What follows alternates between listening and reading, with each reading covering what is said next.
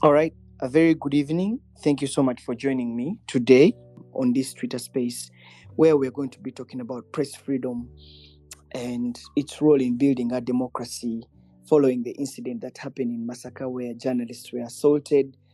And we know that there have been different allegations that have been going around, including that Masaka journalists have allegedly been accused of swinging the pendulum towards one of the candidates. But we wanted to get the facts right and put this discussion in context and what it means for us as we build up to the elections. We will be speaking to the president of the Greater Masaka Journalists Association, Farish Magembe, who I'm trying to get. But I believe in accountability. I believe in press freedom. I believe that for us to build a democracy, the media has to be given space and latitude to speak the truth and speak it without fear or favor and reflect what really society is.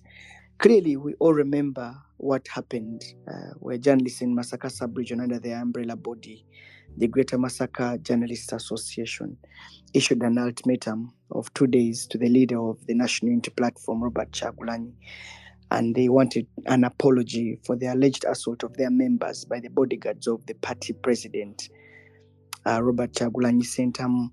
The number of victims that were cited there, including Gertrude Mutiaba of the Nation Media Group, Miss Margaret Kayondo of Radio Simba, and Miss Zainabu Namsaz of Next Media Services there.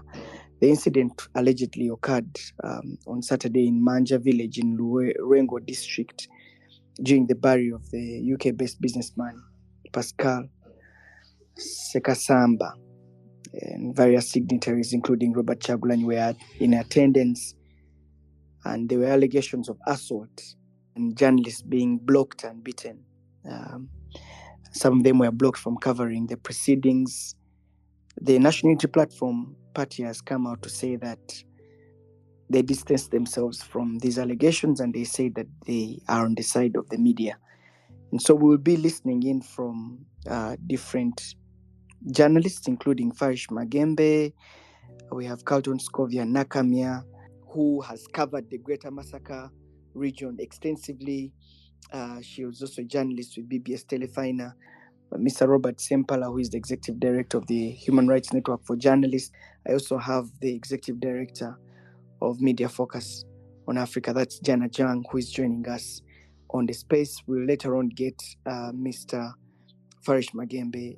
Perhaps let me start with Mr. Robert Sempala, who has reached out to a number of journalists who were assaulted and has a collective report. Mr. Sempala, let me start with you. What do you collect from the journalists in Masaka as we try to get through to Farish Magembe? Mr. Sempala, you're welcome. Thank you very much, Solomon, and the people that were with this evening in this space. It is one of those very sad moments that have characterized the practice of journalism in Masaka and the greater Masaka area, because we know that there is a crop of journalists in that part of the country that are vastly experienced in covering news. They are passionate, they are very outspoken and assertive. I would say that it's one area where you go and you know that you're going to have total or maximum coverage, especially depending on the nature of the news, of course. If it is around politics or any civil and political rights issues, you certainly know that you're going to have a good crop of coverage. And for this matter, Solomon, it was very unfortunate that there were such exchanges and that there were apportioning of blame on a political party. But all I know is that at least there was an exchange, whatever the magnitude of it and the portion of blame, at least we can be very sure that there was a confrontation. And this confrontation to the NUP people, it did not amount to an assault, but to the journalists, it was an interference in their work. For me, Solomon, any form of interference with the journalist work is a hindrance actually in the documentation of the incidents that happened throughout the year, in our report, we also categorize broking of journalists from accessing news. Just mere broking of journalists to us means a lot. So for those that broke journalists, we take it as a very serious offense. So any form of confrontation, any form of exchanges, we have not seen this journalism, this justice being done, because we appreciate that we talk to the NUP leadership as much as we talk to the journalists, and thought NUP was going to do better. It didn't. Having talked to, because I personally talked to the leadership, to the lawyers of NUP, and I knew that at least for whatever the reasons, there needed to be a peaceful coexistence between the political actors and the journalists.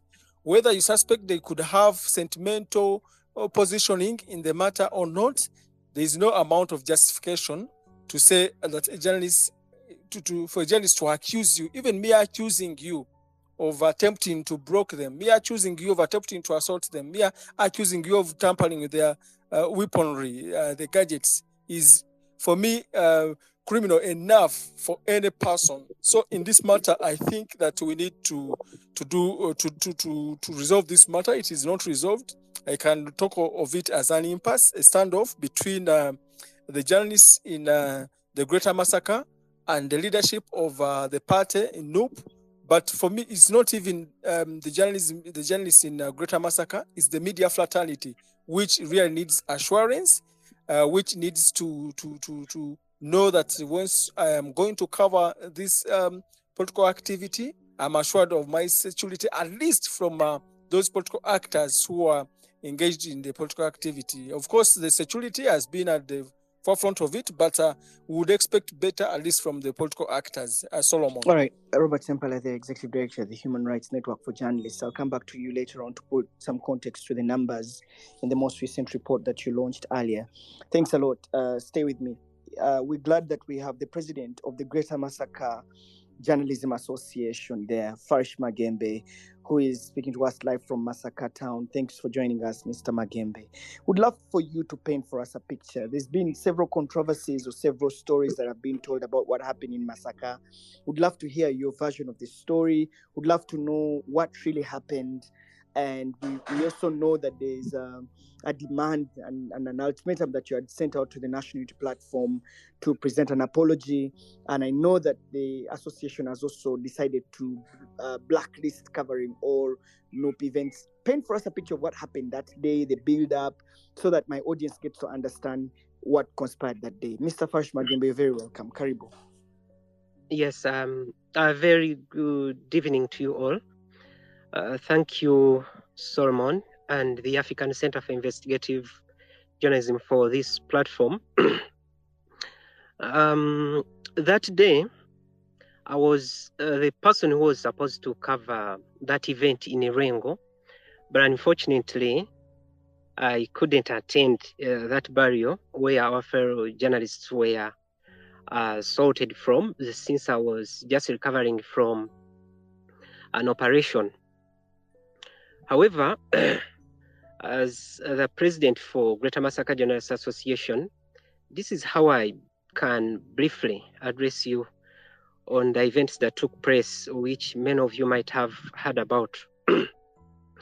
The burial in question was for a prominent Democratic Party member who had died abroad, and it attracted significant attention because top NUP leaders, including the Honorable Chagulanyi, Dr. Bedi Bwanika, Mathias Impuga, and other leaders were expected to attend. And this warranted media coverage. And about 15 journalists from Masaka were present to cover that event, that function. According to what many journalists told me, initially the coverage was moving on smoothly. However, upon the arrival of Honorable Chagulanyi, the situation turned chaotic. as his bodyguards began assaulting journalists. And the first person to be attacked was Margaret Kayondo of Radio Simba. That's what I was told. And the closest person, or the journalists who saw what was taking place, was Zainab Namsaz of NBS, and she rushed to help and shouting to the bodyguards that the person you're beating is a journalist. But the bodyguards then also turned against her, beating her, strangling her, and destroying her camera, plus the two phones of the phone of Margaret Kayondo and that of Zainab were stolen. Zainab had to get footage from other colleagues because her camera was smashed and she couldn't record the function. And later she briefed us on what had happened. We thought that this was unacceptable because the journalists were doing their job, but they were just faced with violence and theft of their gadgets instead. During the process, Zainab was able to record a short video clip showing how Margaret, it was just about 50 to 40 seconds before her camera was smashed by one Achilo Chivumbi, one of the bodyguards of Rang. She recorded a short video clip showing how Margaret was beaten, and in that process, Eddie Mutwe, Chagulanyi's head of security, tried to intervene and calm the situation, but significant damage had already been done. They were already being beaten, their gadgets destroyed. As leaders of Greater Masaka Journalists Association, the following day, I think it was on Sunday, we organized a press conference to condemn the attacks and called for 3 actions from National Unity Platform. And our requests were only 3: a public apology, compensation of the damaged equipment and those that were stolen, the cameras and the Zanabi's camera and the 2 phones. We also demanded that we also requested that there should be medical treatment for the injured journalists. But our requests were only met with insults from NUP supporters and some of the non-NUP leaders.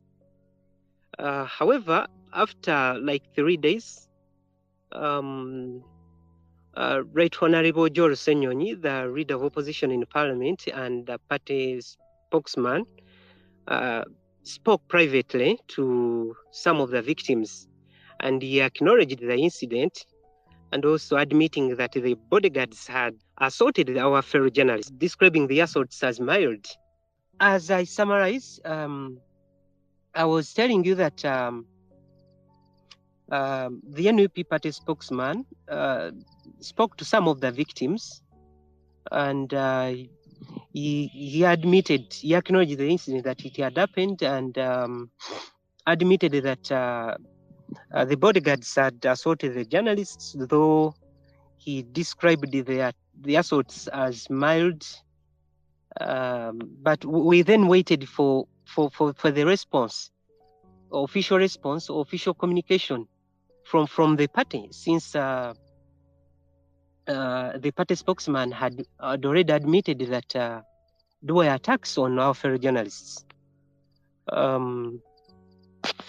But the response, the statement which was released by the party was dismissive, and we found it deeply disrespectful to the journalists in Greater Masaka. And in light of this, we decided to boycott covering of NUP activities until they take responsibility and action to discipline those that had assaulted our fellow journalists. After sounding that boycott, we were showered by insults intimidation, abusive, a lot of blackmail from the party. Party supporters, party leaders, but our requests and demands were only informed by just seeking for justice. Still up to now, we believe that as journalists in this sub-region, that journalism is not a crime, and we cannot allow such attacks to go unchecked. I don't know that you can hear me, Solomon. We can, and we're closely following what you're saying.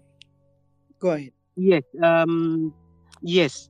With that all said, we still demand for respect for our profession and the protection of the people who bring truth to the public, even if it involves political figures or those who are next to politicians. I personally think that the foundation we set now will impact both journalism and political engagements in the future. But the amount of intimidation and blackmail, abuses we are receiving, I've even forced some of our fellow journalists to put us on pressure that we should lift the ban, because some have even been attacked on their way back to their homes. So briefly, that's what I can tell you, Solomon. Farish Magembe, thank you. Because let me just come in here, because I think we'd love to hear more a little bit from you before sure. I can bring in Culton. What could have caused this attack? Walk us through. What do you collect? What do you? I mean, bodyguards of Robert Kyagulanyi cannot just be mad to start beating journalists. What could have caused this attack? And did the journalists in any way provoke the guards? Did they maybe in any way disrespect them? Were the journalists easily visible that they were journalists? What could have happened? Let me just maybe start there. Yes, Farish. Yeah. Yes, according to what I was told by the journalists who were injured and those that were present at the function, because we journalists from Masaka were over 15, though only 2-3 were injured. They told me that they were being accused that they had no permission to cover Honorable Kyagulanyi, that they had to first seek permission from them to cover the NUP party president, Honorable Kyagulanyi. And they were being accused that all the journalists from Greater Masaka were supporters of Honorable Puga, and that they were not even supposed to be there. And then because I was also told that some of the journalists were even been put under pressure to delete some of the footage that they had recorded, that you captured this incident, you delete it. So they only wanted, the bodyguards only wanted those from Kampala. Quite many of them were bloggers, bloggers on YouTube and those who do Facebook Lives. Those were the only people whom they wanted to cover. Yeah, that's how it was only rotated. All right, thanks a lot. If you've just joined us, we're talking about what can we do to protect press freedom and how can we demand for political accountability from those that abuse the right of journalists to do their job. I know that during such heated campaigns and heated times, sometimes security people do crazy things. Culton Scovia Nakamya is also a journalist who has been covering that region very closely, but also a person who has suffered the brunt of being abused by the military while covering the elections, the previous elections. Culton, when the political period comes in, gross human rights violations also kick in. Firstly, I would love to hear your views on what happened to your colleagues in Masaka, having covered that terrain very well and having been a political reporter who has covered the elections. What do you make of the incidents that happened in Masaka? How can you put them into a broader spectrum of accountability from political players? Culton Scovia, you're welcome. Thank you very much, Solomon. Good evening. First of all, it's very unfortunate to see that we are discussing issues of press freedom, this time not committed by the people that have power, but the people seeking to take over power. I must acknowledge that all human rights are universal, so we do not have to stand to defend the rights of a few, but all rights of people that feel, all rights of everybody that is protected under the Constitution must be defended by everybody. It was really unfortunate to see that the people that were expected to take action or to do the bare minimum of reaching out to the victims and settle the matters. We've seen opposition political figures do this. There was an incident in 2021 in Mukono where the campaign team of some opposition leaders assaulted a journalist, and they reached out and settled matters, not to escalate the situation. But this time, everybody was just throwing abuses and sheepishly asking for evidence. I'll borrow a quote. I see legal brains use it a lot, that absence of evidence is not evidence of absence.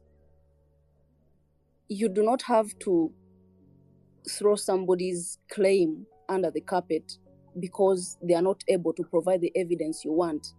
First of all, are you willing to investigate this matter, or you simply want to sweep it under the carpet?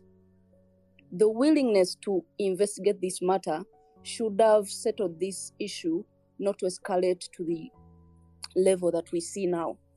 Solomon, and whoever is following this discussion, that this country has very few female journalists that are willing and have the courage to do that kind of work of going to the field, running here and there.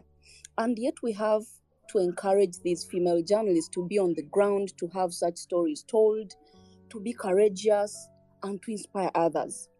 When such incidents happen, you're discouraging other female journalists from joining the profession and from sticking to the goal. Solomon, and I'm sorry I refer to you so much, but I'll give an example of what happened to our sister, who Irene Abalo, who used to report for the Daily Monitor. She's now an online editor. Irene was left so traumatized.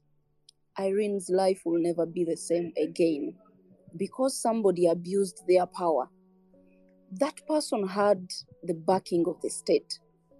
But if you have somebody who protects an opposition leader, and they also have the mandate to protect him, which is good, such people are bound to do mistakes. It's human. When they do mistakes, what do? Do you simply go defending here and there because you don't believe they can do a mistake? So the political period is getting heated, and we expect several of such scenarios. But I want us to reflect and understand that this is the time that we have to tolerate each other. We've seen incidences where journalists capture certain footages, certain videos, certain things, and somebody reaches out to them and tells them, you know what? I don't want this thing out because of factors A, B, C, D. If they, from the human perspective, they feel this is not, somebody has really pleaded, this is not, they don't want this out, you never know. We've seen such scenarios. Because somebody has talked to you from a human perspective that, you know what, I've done this mistake, probably they've pushed someone and you've captured them. It depends. But this act of violence is not only a violation of the journalist's human rights, but it sends a chilling message to the entire media community. It threatens the flow of information and the public's right to know. So it was really, really unfortunate, but I would encourage colleagues in the media, we have to be prepared and to also get ready to be on the right side of defending our colleagues. You don't have to shut up because somebody has told you shut up for speaking the truth. We have so many people who don't believe that a journalist was assaulted, but even when others know that, you know what, of all people that attended the burial, why do we have claims of a journalist being assaulted, more of a female journalist? It goes beyond assault. It goes beyond normal assault. She's a female journalist. We know how the laws of the land protect women. It's totally different. So we have to depend on people like Robert Sempala and other in that category. We appreciate you for documenting such cases. There are a lot of forces that will discredit such documentation, but we want to encourage you to stand firm and stick to what you're supposed to do. I would like to disagree with what the colleagues in Masaka did to call for a media blackout. Whatever it is, I'll call it a blackout or a strike. I know this is a very complex issue and quite controversial. Because as a journalist, I know historically blackouts have been used, but most importantly in times of crisis or when cases have escalated. I don't want us to close, even when the other party is not willing to negotiate and dialogue and settle matters. We have to act. We have to act smart. Let's put emotions aside.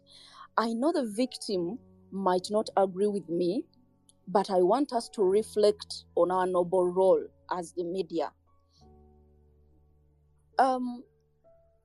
So when you suggest a blackout, you increase the potential of more violence, but also you're depriving people of the right to know, and you're also likely to create monopoly over information.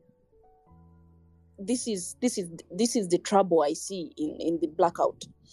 So I wish there is a better way to address this than a blackout, because we're going to create monopoly, we're going to deny people the right to know, and also, like Farish has told you, already some people are being attacked on their way to their homes. We shouldn't get to this level. Where are the security officers? This case was registered before the Masaka police station, and all the relevant law enforcement agencies are aware of this. Can we have this matter settled? Can we really not have that deeper disagreement and whatever it is between opposition players and journalists? Because I know the victim feels really, I understand, I was once a victim, and for God's sake, that the opposition should be the least people expected to attack the media, because your supporters are more often attacked. And when you call journalists to speak, sometimes the only evidence you give is the witness account. So why do you say that the witness account this time is not accurate? You know, you really brush it off. You say it's not accurate simply because it's a witness account and you want more evidence. But more often you call people and tell them this person is a victim of so and so, this kind of violation. So should we also stop believing some of them? I don't think it's right, because for as far as journalism principles are concerned, a witness account is really valid. It is very, very valid.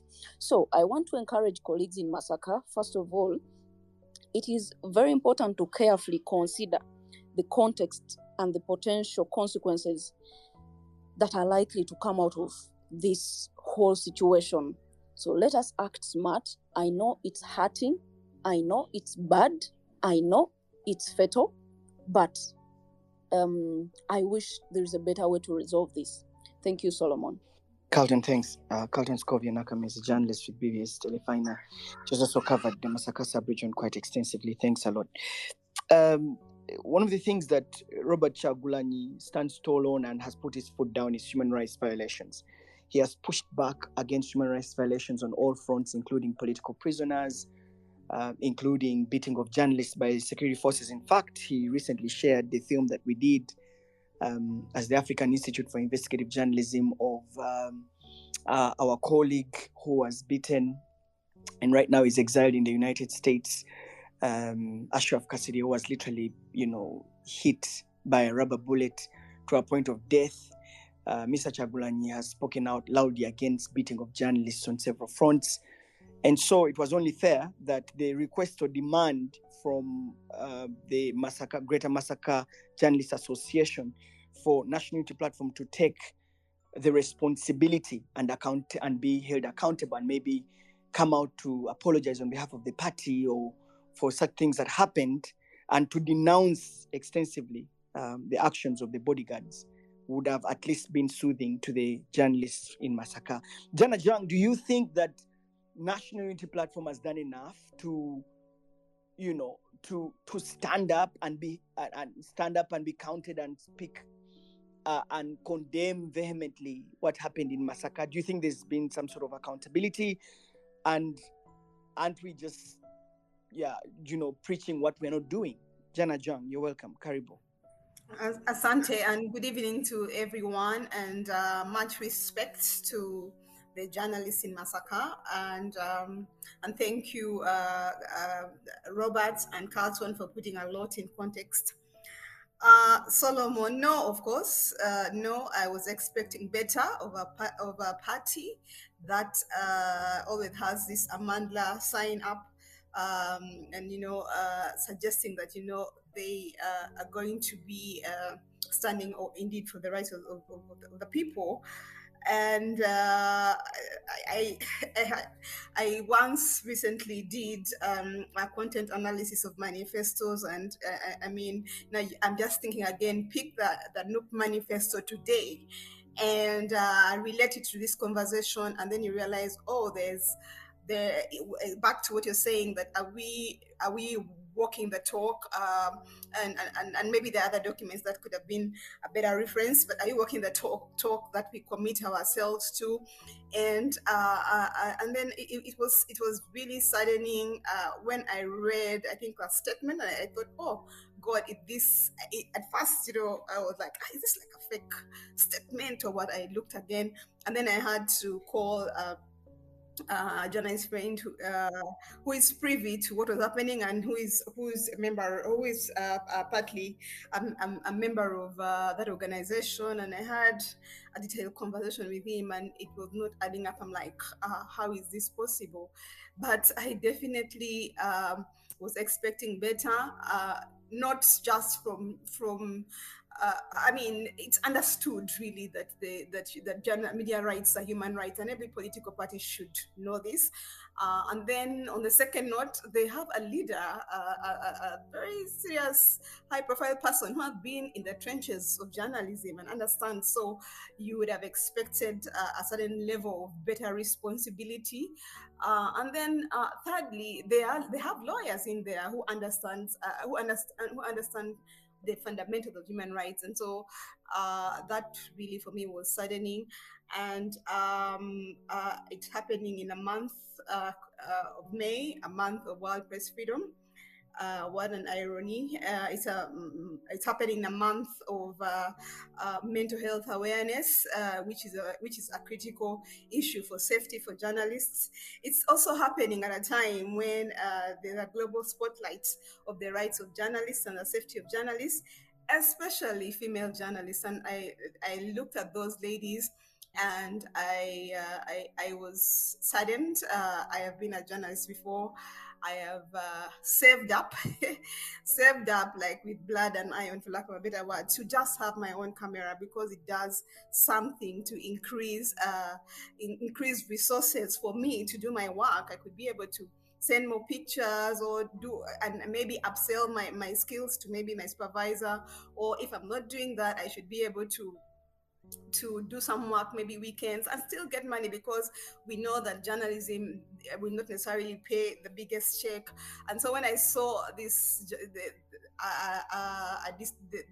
destruction of equipment, I was like, okay, this is really terrible. And for my lady, it's terrible. And sometimes when my conversation with some of these journalists, we know that sometimes the media houses may have given them this equipment, but when it's given to them, you take a certain level of responsibility. Now, those are the things that I was concerned about. I'm like, what makes, away from whoever we are, what makes a party deny the basic human aspects to what is going on, and present a very embarrassingly dismissive statement? And then again, I went back to see what the foundations are. I mean, do politicians genuinely look at journalists as partners in this journey of accountability, and partners in the journey of development, or they are looking at them as accessories? You get? And so and that's why, when it's in your interest to protest the beating of a journalist, you will speak about it very well, and you sound like, yeah, we are up against the abuse of journalists. And about the same time, barely a few weeks, the same attack on journalism is happening, and the tone is quite the opposite. And so then we must ask ourselves, especially in terms of elections, whether we have been able to evaluate the environment to know whether our journalists are accessories to politicians, or actually they are doing actual journalism. And so that's what have been a bit of concern to me. And because then, as Culton has said, these are just human rights. So if you're demanding evidence, so what else are you doing about the other thing that happened? Because the least you could have done is to present a statement that is worth of your reputation, which I found was a missed opportunity to do things right. And also, so yes, to answer your question, I was expecting better, but also I think Farish mentioned it a little bit. I do recognize journalists are human beings, and they are also political beings, and they have a right to make their political choices, which is very important. But the ethical side of journalism requires a very definite separation of these positions very clearly, such that even though I am supporting XYZ, if I show up to do my work,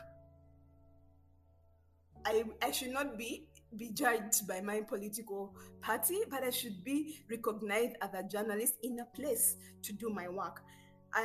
Why would anyone use the excuse of me being a supporter of Mpuga, or maybe a supporter of somebody else, to justify aggression on them? That's one. But also on the journalism side, and we've seen it before, when this assignment of journalism becomes blurry to you as a journalist sometimes, and I'm not saying it to any of these ladies or what, but when there's a perception issue going out that some journalists are embedded is for mostly war journalists, but when some journalists have taken positions, and they have been seen and heard to be on record on certain positions, then they may be exposed. They are exposing themselves even more to perpetrators, because perpetrators will use this unacceptable excuse that, yeah, those are the people of the enemy, and so, which is really not right. But of course, then in the back end, if politicians are using journalists as accessories, what are journalists doing to make sure that they're not being pawns in a bigger bigger game? And those are questions. Those are the real tough questions you have to ask, because this is just the beginning of an election time, and some of these things are going to happen. We experienced it. Some people have are talking heads for politicians. Some journalists have had like about multiple social accounts. One time talking as a journalist, on the other hand talking about all of these things. And these are all places where I think that we still have an opportunity for this particular case to remind that the politicians, the journalists are not accessories, that journalists have a role to play, and also their roles should be respected. If you're standing up for human rights and then you're going to choose selective human rights, I think then you're exposing I mean, then certain things are open to interpretation. I beg to I have so many other things to say, but I think I need to come back to you, Solomon, first, and then in case there are any other thing that I can add them. All right, Jana Jang there, Executive Director at Media Focus for Africa. Thank you very much, Jana Jang, for sharing your views. A lot of things go through my mind right now because I have practiced journalism. I know what it means being on the front line. I know what it means getting mugged. I know what it means getting your camera and hitting it down amidst a confusion, amidst a violent crowd, amidst, at the time where no one is going to come out to protect you and people are violent and anything can happen. I know that we've produced a film, actually 3 films about press freedom there, discussing how journalists were beaten by military forces. We all know those gruesome images of Ashraf bleeding, of Culton Scovia being arrested, of Irene Abalo, who is not walking anymore because of the way she was beaten by security forces while covering elections. I mean, I think that it's time for us to all stand up and be counted and speak up against gross human rights violations. And I know, even though I'm a moderator for this, but I think that there are some things that are not acceptable whatsoever. Whether you're coming in from the opposition or from the state, it is wrong to beat journalists. I don't care who you are. I don't care which position you're coming from. It is just absolutely wrong for a bodyguard, whether it's a police officer or a bodyguard of Robert Chagulanyi or anyone. It is wrong for you to beat a journalist, simply put. And I think and it's also wrong for, Farish Magembe tried to say it clearly, that they have been showered, for lack of a better word, with insults and abuses, even when they stand up against such criminal acts. Let me just go back to Farish Magembe a little bit. Farish, there are people who, even when you read the thread on this space, there's so many allegations that are criticizing the media in Masaka for turning out to be from their job. And I think there's Principal D here who said that after whatever shall be spoken, let journalists choose to be journalists, not political activists, because it is not a secret that they're almost always present. They present themselves as a political opponent to NUP, and as long as it continues, one day Ugandans will rise up against the very journalists. And I think some of the comments that are coming on that page seemingly condemning Masaka journalists for being sidelined, and perhaps maybe the reason why some of the bodyguards appeared that way. But we'll get to that, and I'll open up the conversation just shortly. But Farish, do you sort of get a sense of lack of responsibility from NUP and the action that you have since taken as an association to blacklist or to stop covering any NUP activity? Do you think it will in a way bring NUP to a discussion or conversation for them to take accountability? And what happens next? Farish Magembe, you're welcome. Yes, thank you, Solomon. Yeah, we do believe that with this boycott on covering NUP activities in the region, it can bring them on the table, and maybe we see how this can be resolved. But still, what we hear from some of their top leaders,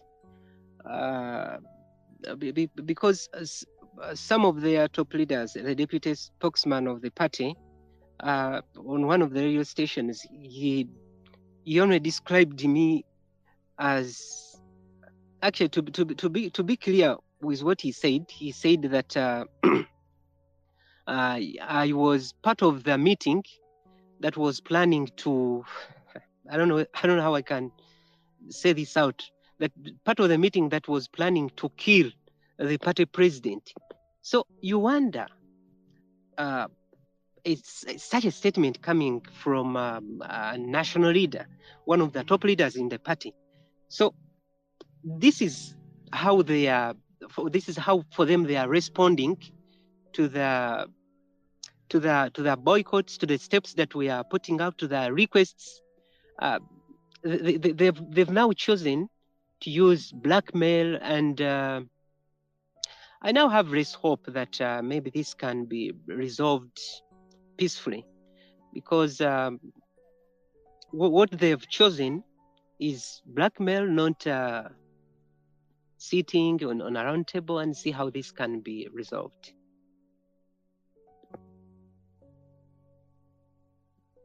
All right, thanks a lot. Solomon, Yeah, we did. Thanks, Farish Magembe there, president of the Greater Masaka Journalists Association, speaking to us what can be done to resolve the impasse. The National Unity Platform released a statement on the 23rd of May 2024, which wasn't signed, but I just wanted to read it in parts. And it says that we have taken note of the various statements made by some people alleging that on the 18th of May 2024, during a burial in Rengo district, some journalists were hurt by part of our security team. When these allegations came to our attention, our communication team, led by the party spokesperson, reached out to the journalists who made these claims, those whom they accused, as well as other people who attended the event. The version of what transpired are very different. The onlookers who we spoke to, as well as the accused persons, all denied that such an attack ever took place. We reached out to and requested the affected persons who claimed to have video evidence to provide it. They haven't provided it yet. We are very concerned that some of the journalists who are who have struggled to drive this narrative are actually political actors working for the detractors of our party at different levels. Some have always used their social media platforms to attack and disparage our party and its leadership. In absence of the evidence linking our teams to any wrongdoing, we have even reasons to believe that the whole story is cooked and politically motivated. In fact, some journalists confessed that the cameras apparently paraded as having been vandalized was never at the scene. It was an old faulty camera paraded to report wild claims. The National Unity Platform firmly believes in media freedoms and would be the last to condone any acts on any attacks on the media. We are proud of the cordial, respectful relationship we have built with media over time, and this is something we shall guard with everything. If anyone has evidence that any of our team members conducted themselves wrongly, you're encouraged to send it to us and action will be taken swiftly. That's a statement from the National Unity Platform that was released on the 23rd of May 2024 about the incidents that happened. Farish, any reaction to that statement?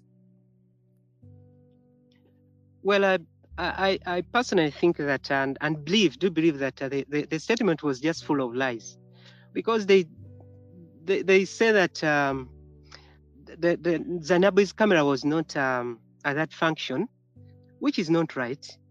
Zainab had a phone and that camera. Actually, she had just bought that camera from a colleague working with BBS Terefina in Kalungu district.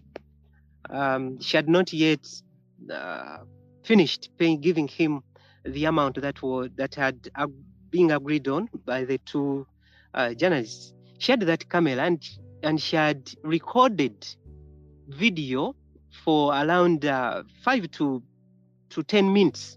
We have that camera. We have that. That footage which she had recorded using that very camera.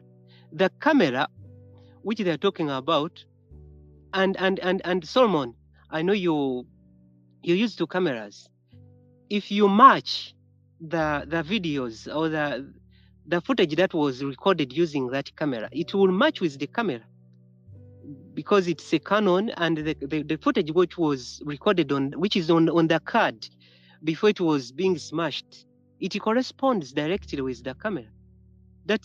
I think that's enough to maybe that's also enough evidence. They are requesting for evidence from the people who were being assaulted, that you give us evidence. There were over 50 cameras recording on that function, but only 3 cameras could, if they had footage, could release that footage. There is a journalist working with Ghetto TV. I don't know if I should call him a journalist. Jonah at Singwire was recording. He recorded everything, but he cannot release it. That I'm sure. So what keeps popping in my head is how someone can request for evidence from someone who was being assaulted, that Namsaz, Margaret, and Gertrude should present evidence. To me, it doesn't add up, and it's really unfair. It's really unfair for one to ask for evidence from the person who was being assaulted. But Farish, the statement also makes very strong allegations that you've been used by some political wings to destabilize the national unity platform. Even if that is true, it doesn't justify the atrocities. Please respond to that allegation that a section of the media in Masaka has been used to destabilize the party. In fact, the statement reads in part, and if you can allow me to just read that particular section of that statement. It says in part that we are very concerned that some of the journalists who have struggled to drive this narrative are actually political actors working for the detractors of our party at different levels. Some have always used their social media pages to attack and dispatch our party and its leadership, quote unquote. Yeah, we would love to hear from your response on that. Well, even if that is true, it doesn't justify the atrocities they caused on journalists. We've had that accusation being used as an escape route for some of the party leaders, but it doesn't justify the atrocities they caused on the journalists. But I strongly believe that that's true. That's very wrong. It's not true, because after the incident happened, what they had to do was to use, I don't know that they used softwares to generate fake tweets, fake Facebook posts, and posts on LinkedIn, where I last posted 10 years ago, showing that I'm in support of someone, and even other journalists. But personally, I believe that there's no amount of blackmail and all that fake tweets that will be generated that will deviate us from demanding for justice. They've done that. They now think that all journalists in Masaka sub-region support a certain person whom they think that is their rival. I think that's just an escape route. Like what I've told you, they said that a day before Honorable Kyagulanyi came in Masaka, I was in a meeting planning or plotting to kill Honorable Kyagulanyi. Really? Someone who was just recovering from an operation? Really? So, and it was a statement from the deputy spokesman of the party. We have a video recording of that. He was on I don't know, it was Par FM, saying that I was in a meeting at Kasijagure Barracks planning to kill Honorable Kyagulanyi. So I personally take all those allegations and accusations as baseless. They are just escape routes. All right, Farish, thank you so much for your submission. Farish Magembe is the president of the Greater Masaka Journalists Association. They're speaking to us about what happened and the action that they have decided to take against the alleged violations of media rights. Would love to hear from you. You can just press that request button. I'm happy to give you a microphone. How can we protect press freedom, especially as we get into this heated political period? For some of you who have been following the African Institute for Investigative Journalism account, we've shared different videos and investigations that we've conducted on violation of press freedom. I'm a journalist, and I know that it's all our responsibility as a community to protect journalists because they are very central to building our democracy. Your views about what happened, but also most importantly, what can we do to all of us together defend and protect press freedoms in Uganda as we get into the heated political season? I'll give you an opportunity. Please be respectful, and as you make your submissions, as we continue, let me give an opportunity to at least the first 5 people to make their views and contribution. My panelists will take up some of the questions or comments, and then they'll come back and speak to them. Let me bring in Mr. Mayanja, Mr. Maiga Robbins. Mr. Maiga Robbins, you're very welcome, sir. Thank you, Solomon. Good evening, everyone. Yeah. Good evening to my brother, Farish Magembe. When I was listening to you speaking, at some point I wondered, were you the one who editing, or are you the one that manages the NBS pages? Because when you pay attention to the NBS pages about the stories, they literally speak your mind, and they don't pay attention to the other party, which I think it's contrary to the principles of journalism, where you have to be balanced.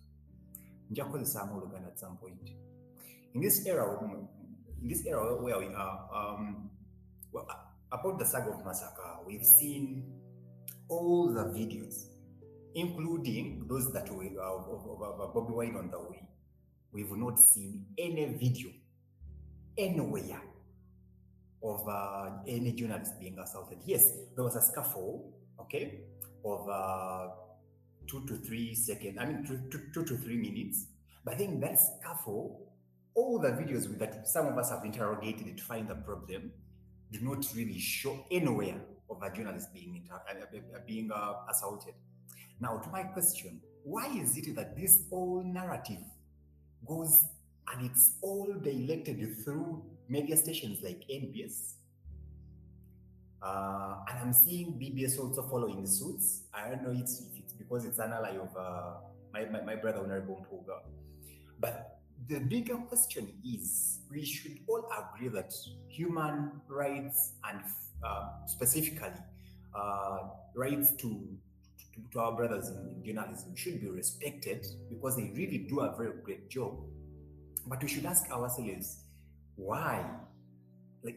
Honestly, let's all put off the other colors of parties and everything. Ask ourselves why, and why now?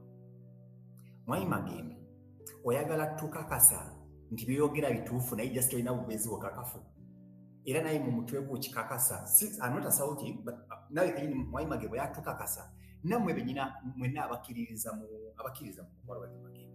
Do you really want to make us believe that if this really did happen, you really failed to make not even a picture of the scandal, but you managed to record the rest of the event? Does it make any logical sense to you? You see, I heard you say about people wanting to beat you and everything. You see, when you speak and people pay attention to what you're speaking, you make them annoyed. And remember, you're not attacking Robert Kyagulanyi or NUP as a party. Every Uganda that is burdened by the status quo feel attached to whatever you're doing. So, the other point I wanted to make, you see, I don't know why this narrative is from NBS. One, you misrepresent the spokesperson's idea or views that he gave about the scenario. You quote the letter he wrote, but still misrepresent it. I actually saw him complaining about NBS misrepresentation of his views, asking you people, where did he say that he accepted about the assault? Honestly, where? Because we also watched the videos where you said, yes, he called you people and you gave him the side of the view. He reached out to the person, the other party, of the person who is, I think, Akireo, and they gave him the side of the story. But what was lacking to bring this whole thing to conclusion logically was the evidence that pins the other person. Mwami Solomon, I want to imagine that someone can wake up and say, you've beaten them. Can you really go ahead and say, yes, I've beaten them without literally knowing if it is true or not? Assuming maybe it's your bodyguard at home. Without any other person to say, or any witness, or any other party to say, or maybe a video to back up the allegation. Why do you want the person that you are alleging to, why do you want them to give evidence for you? And I think you all seem to be understanding that whoever alleges must produce evidence to back up the allegation. But in this particular case, sorry if I'm taking a lot of time, but thank you so much. Mr. Mega, thank you very much. I'll let the guys speak to it, but I want to mention that this story has been covered by literally all media houses. But I also know, I've just seen, Mr. Mega, that you're a lawyer, and you've been speaking to the issue of evidence. I think that in Farish Magembe's presentation, earlier said that there was a lady who saw what happened. But anyway, he will speak to that. Mr. Magembe, you can write down these issues. I'll give you an opportunity to speak back on some of these issues that are being raised by the different speakers. Let me bring in Mr. Kwikiriza. Mr. Kwikiriza, you're very welcome. Mr. Kwikiriza Nova Gideon, Karibu. Thank you so much, Mr. Solomon, and everyone on the space. Good evening, everyone. I hope I'm loud and clear. We can hear you, sir. Yeah. Now, first of all, I want to start by condemning in the strongest terms possible attacks on journalists, wherever they come from, whether from the state or from the opposition or from the public or anyone. Journalists are the eyes and the ears of the citizens. So they blocking them, assaulting them, you are actually assaulting the Ugandan citizens. So I strongly condemn that. But in this specific incident, there are so many questions unanswered that we really need to look at. And I wish, Mr. Solomon, that you had at least brought one leader from the National Unity Platform to balance this conversation so that we would also hear from their side. Now, the first issue that really bothers me is about the security or the bodyguards of NUP or the bodyguards of Honorable Kyagulanyi. I feel like, I don't know, but I feel like if there must be called security, then there's supposed to be some kind of formality. There's supposed to be standard operating procedures. There's supposed to be training prior to that. And once they are heading to a certain event, they are supposed to be briefed and they know what they are supposed to do, how they are supposed to do it, and then accountability. Like we see in police and UPDF, even when they deliberately do not follow, but at least they are guiding procedures. And there are penalties and there's what comes after what you have done. So you are supposed to be held responsible. So I don't know if such a thing happens in NUP, if their security is formally deployed, and if they have internal mechanisms that control what they do, I don't know about that. But on the side of Mr. Farish, there is also a lot of things to really question. You say that there were, I think, about 15 journalists who covered that event, and only 2, is it 2 or 3, were assaulted. I personally, before I say this, I personally don't believe that the only evidence to an assault should be a footage or a video. I don't believe in that. There should be, another way to play around. The lawyers are here. I'm not a lawyer. But if you say that you had 15 journalists covering the event and only 2 or 3 were assaulted, and then the remaining 13 or 12, none of them covered anything regarding the assault, there are so many questions to ask. The other question is, apart from the people who were assaulted, the journalists who were assaulted, and you who was not at the scene, how about the other people in the public, in the people who had come to attend the burial? How many people do you have who can become witnesses to say we were there and we saw this and this happened, and this is who did it, and how many people can you mobilize? Now, those, if you can feel, I feel like if you can fill up those questions, because I want to believe that in the 15 journalists, there are even journalists who are not assaulted and are under the umbrella to which you are president. So it should be easy for you to reach out to them and say, you must have this recording or pictures or anything like that. As I conclude, Mr. Solomon, on the issue of the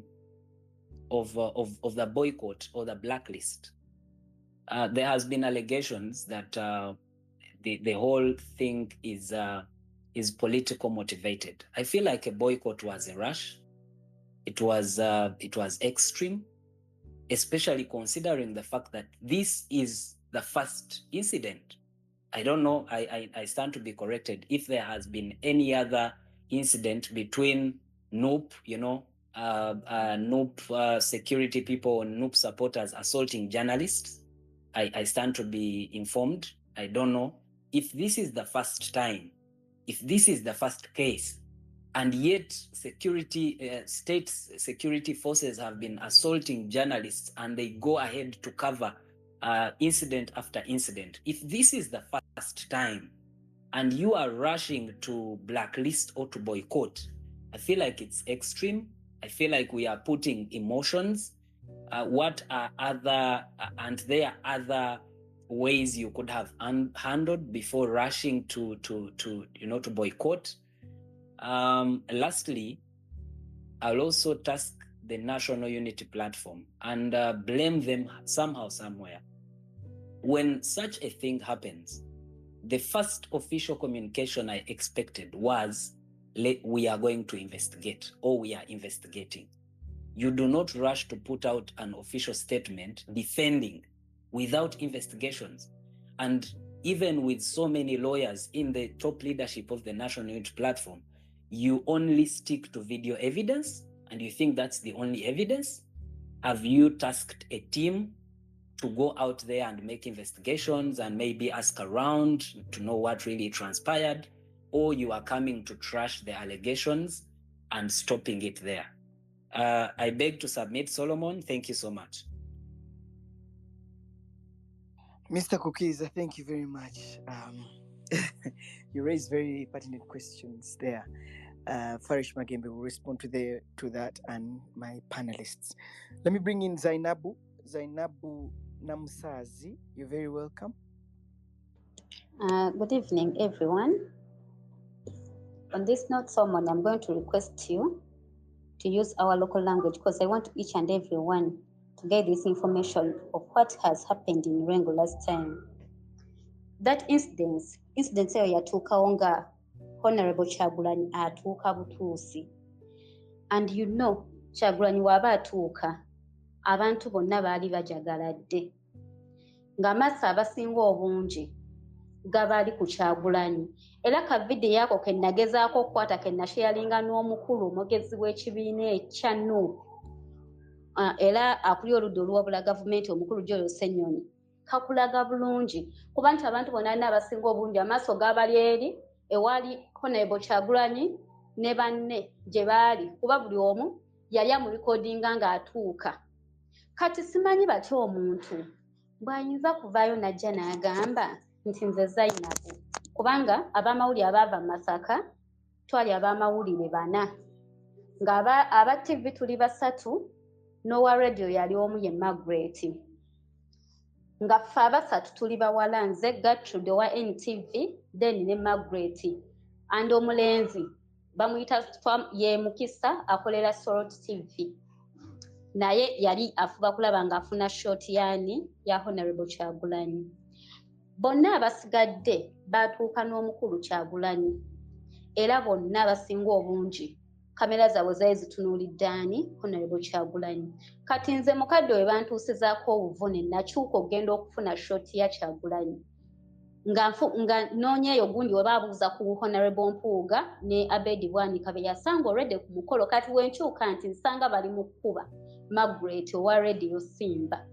Kati mu kwagala omuta sera yeyo video yokka gye nnina naleekana ne mbagamba temugeza ne mukwata ku w'amawulire nga ndeekana so that nti abantu bakola ki bawulira ne bajja we bamuviirako then ne bakyuka ne badda ku nze. Nali ntadde kamera ku standi nga mpanvu wenti ekifo we tuli wafunda kuba nze nali nyimiridde mabegge wali watudde abaana b'omugenzi we nali. Kati mweyo embeera omusajja yali ataddeko akakookolo abamumanyi obulungi bajja ne baŋŋamba mbu bamuyita Miguna Miguna ekyo ekifaananyi bwe kyasaturatinga ku social media baga bamuyita Miguna Miguna. Najja n'akuba ekikonde kyankwata ku vivi kuba nali nyimiridde waggulu nga ye ali wansi ku dda wali wambuka mu lugje wali watudde abakungu era wali watudde bafaaga ne mubuuza onkubira ki. Kati naŋŋamba ani gw'okwata ani akuwadde olukusa olukwata ne mugamba iyi oyinza otya okubuuza nze gw'osanze ku mukolo nti ani ampadde olukusa olukola ki olukwata kubanga bagenda okutuuka ng'omukolo gwatudde dda ng'emmisa ewedde nga speeches ezitandise nga actually nga nazo zaatandise dda. Kati mweyo embeera n'atandika okugwa kwa kkono ng'ayagala ngweyo Edimutwa we yajjira. Edimutwa yajja n'amugamba ize naye kati mukadde kano nali muwala Gertrude muwala afuba kulaba nga ataakiriza kamera ye ate n'ekitali ekyo yajjawo olukusa olunkwatako kuba nali simulumbye nga bwe bagamba mbu namuyita omubbi. Solomon wali okoleddeko ku kampani gye nkolerako obudde buno omanyi what it means nga beetaaga story eyo. Obudde ekisooka bwali bugenze ndi ku pressure ba editor bankubira amasimu mbagamba Kyagulanyi yakatuuka nga ndi mu kufuba kulaba nga nfuna clips ennungi ddi we nabayitira nti ababbi ba Kyagulanyi babo batuuse nga bwe babyogera era we kiba nga bwe kityo bwe kyali kyemmanyi nti bajja bastreaminga live basobola kuleeta nabo ka clip nga ndi mu kubagamba waliwo neno mu comment section gwendabye nga gamba simala tuli mu gundi ya digital buli kimu kirina kubeera ku kamera nabo we banga batupininga nti tuleete clip nga bali mu kutukuba nabo basobola okuleeta clip nga bali mu kubakola ki nga mbayita ababbi b'obusimu nga bwe bakyogera. Ekyokubiri nti ekyomukisa omubi nti ebintu binene bigenza okugwawo ng'olwedde tumaze okuyingira pressure y'ebyobufuzi ate ekyembi nti ne bigwa Masaka ng'olwedde ekibiina kya NUP abakulembeze mu kibiina bayinamu obutakkaanya bwenyiza ekyo kikozesa naye byo byonna bye bagamba busimanya siri mu kwolereza Farish ng'omuntu naye omuntu obanga ovaayo n'ogamba nti abo bali mu byabufuzi. Solomon maze emyaka gigenda 4 ku NBS nayingirako 2021 okiwulira stories ebyobufuzi ze naakakolako teziweza na stories 10 teziwera ate era bw'otunuulira nti mu stories zonna ze naakakolako muyinza okuba nga temuliimu story n'emu gye nali nkoze ku Honorable Mpuuga nga kyenjukira nti ne gye bantuma twafeiringa network ya failinga kuba gye naye tewali network story yatuuka amawulire gakoze eki amawulire gawedde nayo teyakolebwa bwe tudda ku ludda lwa Farish ogamba omulimu gwe twasoma ninza okugamba nti nogulimu okusoomozebwa kw'amaanyi kubanga ono naddala mu byobufuzi ono abeera ayagala akusikenga zawwe nga n'ono naye akusika zawwe ekintu ekikyamu ate era ekitaliiwo. Farish bamupiininga mbu yeenyiga mu byobufuzi simanyi akolera mpuuga ate nga bwodda neene Masaka ku ground ayinza okuyanga n'enkambi ya mpuuga ate naye eyogera bulala kwani ku Farish.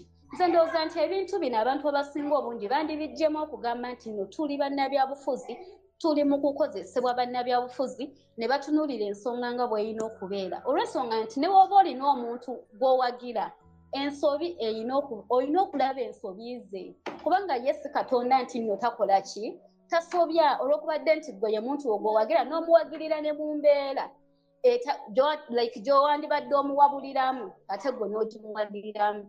So ku nsonga eyo njagala okutegeeza bannayuganda n'abantu abalala nti fine Robert Kyagulanyi bamwagala era tebaagala kwogera ku kintu kye naye baveeyo batuvume batupiininge bakole buli kimu nga bategedde amazima kyeki kuba wano mu Uganda tewali atasobya newe guba nga oba gwe mulundi gwe yasooka nga ttiimu ye kuba yesi ye yakuba nga ttiimu ye gwe mulundi gwe yasooka okwenyigira mu kutulugunya oba mu kutulugunya abamawulire oba omuntu yenna then baki accepting nti nekyo kyatuukawo baleme kubikkirira nsobi ze yakola. Ebyange byebyo Solomon. Zainabu tweyanze nnyo tweyanzeege naye singa osigalako naffe kubanga ndowooza ate byeyogedde bireeta ekifaananyi kyanjawulo naddala nga oli omu ku bantu abaakuba olunaku olwo era n'obujulizi bw'obulidde Abannayuganda bujja kubeera nga tubwesigamako nnyo okugonjoola ensonga eno. Thank you very much. Kwendi Kale, thank you very much. Zainabu Namusazi there is a journalist, bureau chief in Bukoma Nsimbi. She works with Next Media. Thank you very much for your thoughts. And she was one of the journalists assaulted. We've just heard from her verbatim as we continue. I'll give an opportunity to about 3, 4, 5 people, and then we can get back into our panel to also hear from what my panelists have to say on this issue. Let me bring in Principal D. You're very welcome, Mr. Dennis. Karibu, you're welcome.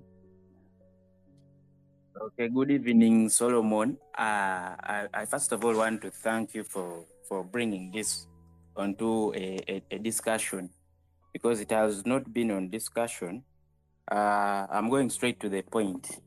To me, I think the reason why the National Unity Platform came out with that statement is this, that we have journalists that we have been seeing directly attacking NUP.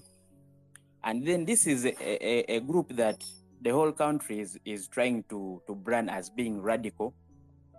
This is the group that we are seeing all the military forces trying to push all their might onto them. We saw them last 2021 election. These people had their friends, close friends, their allies, their fellows that were killed on camera. And then you as a journalist, you're insulting them online. You're fighting them online, and then you're trying to own an opposition to them.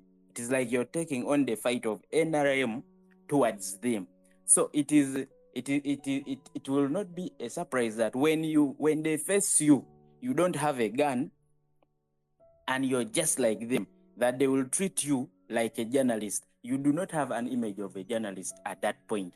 Like, for example, these ones who are alleged to have been assaulted from Masaka, we cannot say that they were not assaulted. We cannot say that because we don't have the evidence that they were not assaulted. But also the speed and might with which they came, that the thing happens, then within no time you're making a press conference and then you're boycotting. And yet previously we have seen your fellow journalists being assaulted, and then you don't make such press conference and you don't give that ultimatum with that might, that force. And yet the security forces keep assaulting them year in, year out, month in, month out. So it makes someone get a narrative that this is not this is not something that is legit. This might be a political drive. I heard how they were talking. All of them are emotional, of which we cannot begin saying they shouldn't be emotional because they claim they were assaulted. If that happened, then we condemn that. We are all aware that human rights are human rights, irrespective of who does it. Of who breaks it. So we also, as we are promoting the rights of journalists, we also urge them to be journalists. Because, for example, Solomon, you're a journalist, and we keep watching you every time. But when you see how you present yourself, even the posts you make, you do not act as an opposition to either NRM or to the National Unity Platform or the FDC. But then when you see the current journalists, for example, let me give some names like Samson Kasumba, the Kagwanjala, I don't know whether they are journalists. You can really see that they are fighting the National Unity Platform and all its leadership. That one is not a secret. That when you engage with them online, it is very obvious that they are fighting the National Unity Platform. So such a person, when they come into gathering where it is majority of the National Unity Platform, they may not necessarily be seen as journalists, they may be seen as opponents. So to me, my cry is both to the journalists that as you want people to take you as journalists, you should also behave as journalists, take yourself as journalists, and avoid being political opponents. I think, Solomon, I can rest my case there. All right, thanks a lot. Dennis there. Dennis Job, thank you very much for your submission. Mr. Daniel Kauma, you're very welcome. Greetings, Solomon and everyone. Can you hear me clearly? Yes, Solomon? We can hear you. Yes, we can hear you loud and clear. Yes, greetings to you all. And my name is Daniel Kauma. I'm based here in Washington, D.C. area, and I'm the team lead of the National Unity Platform Diaspora Wing of our party. First of all, I would like to send my acknowledgement and apology to anyone who was hurt in any activities that are involving our party. From us Ugandans who live in the diaspora, we greatly value the safety and the right of journalists to express, because journalists are the fourth estate. It's part of our democracy to make sure there's transparency, to make sure they hold governments accountable and even the opposition accountable.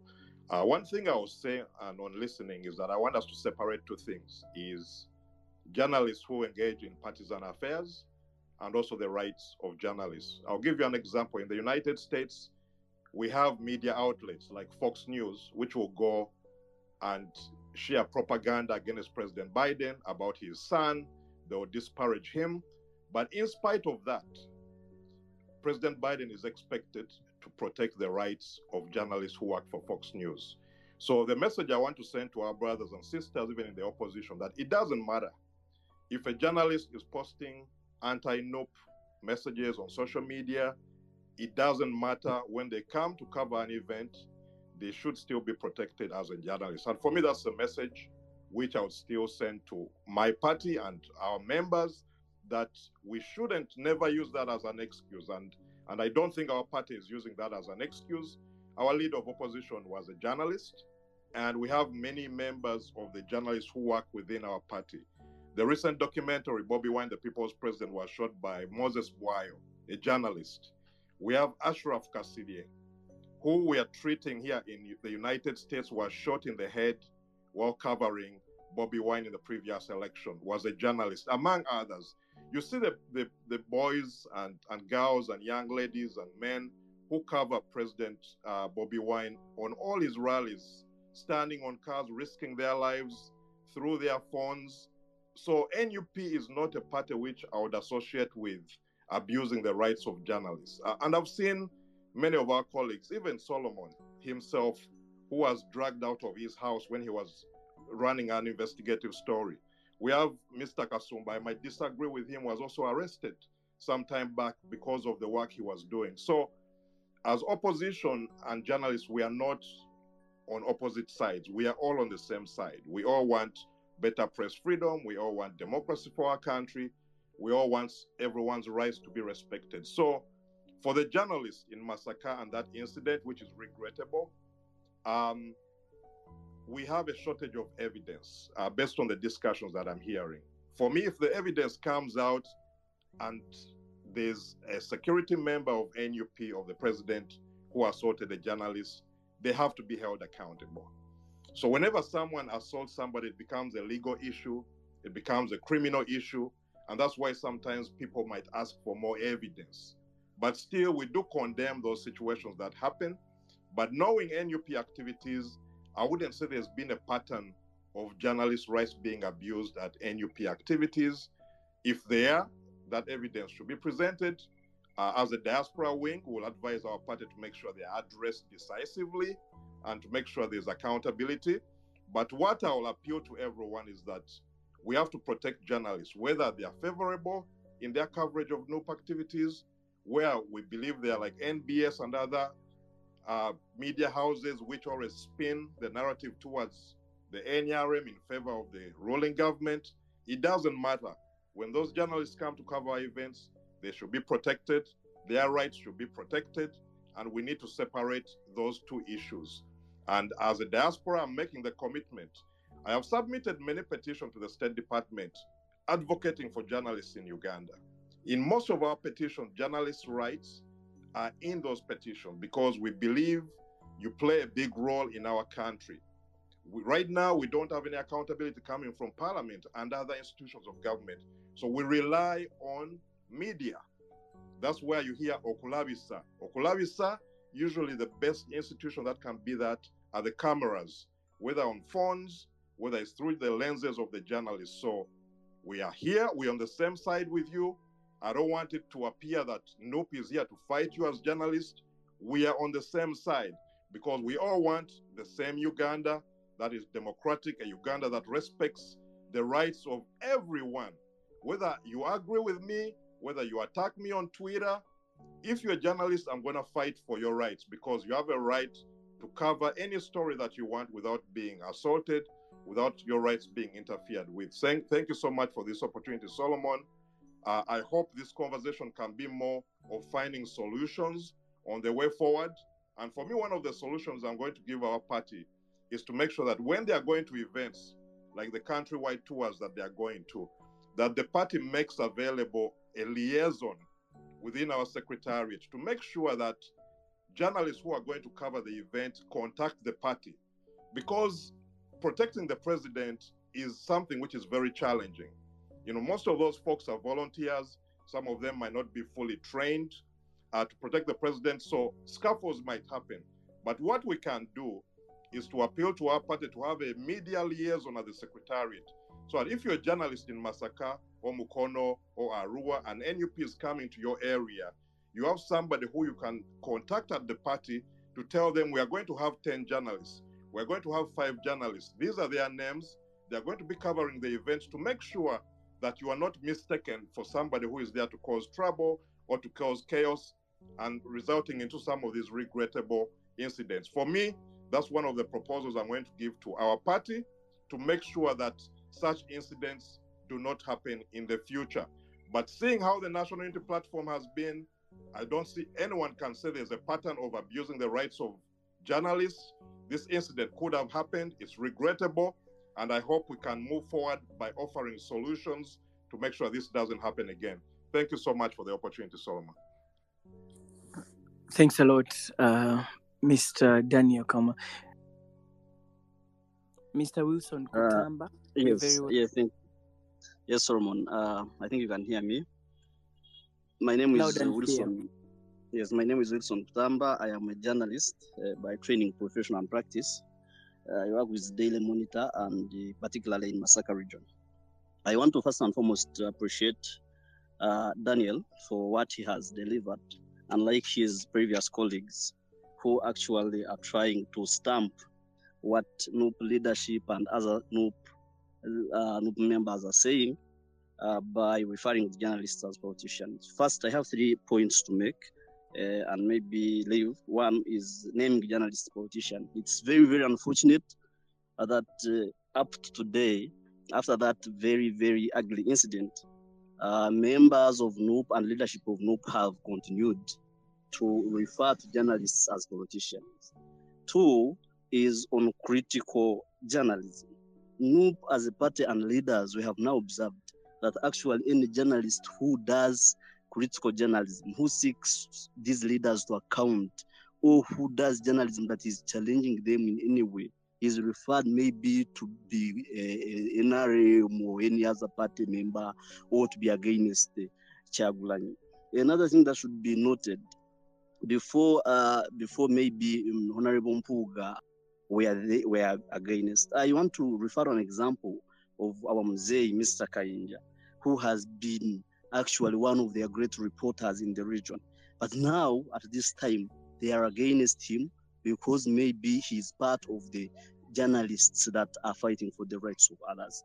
And lastly, I want to encourage NUP leaders that efforts against journalists will not yield anything. Journalism is not at any point related to politics.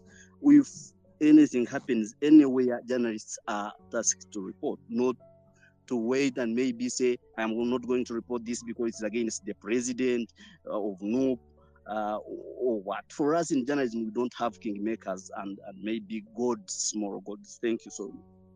Okay, let's get back to the panelists. Mr. Farish Magembe, I'll give you an opportunity to go first.